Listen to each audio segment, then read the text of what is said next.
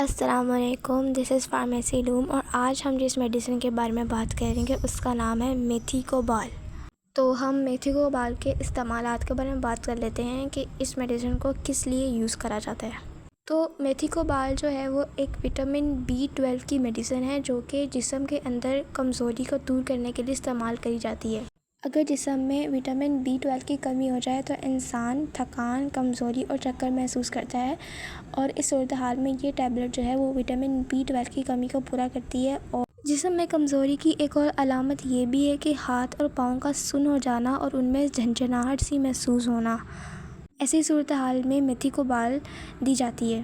Sugar के patients अक्सर इस बात की शिकायत करते हैं कि उनके पैरों में ऐसा महसूस होता है जैसे सुइयां चुभ रही हों, झंझनाहट सी होती है और दर्द सी हल्की दर्द सी महसूस होती है।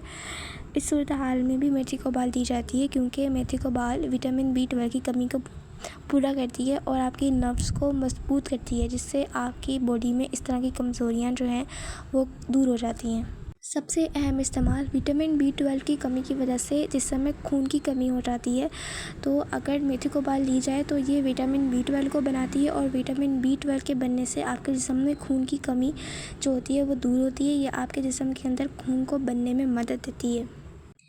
सबसे अहम बात, ये दवा हमेशा डॉक्टर के मशवरे से ही इस्तेमाल करें क्योंकि हर तरह की कमज़ोरी विटामिन B12 की कमी नहीं होती। ये मेडिसिन तभी इस्तेमाल करी जाती है जब आपके जिस्म में विटामिन B12 की कमी हो।